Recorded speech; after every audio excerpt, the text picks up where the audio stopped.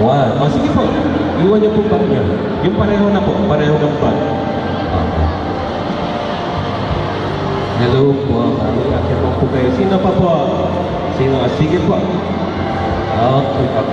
Ang gagawin po, ano po, bubuga po tayo ng apoy. Who wants to join? Alright. And last one. Okay. We have our 5 mommies. Interview lang, interview. Pangalan po nila?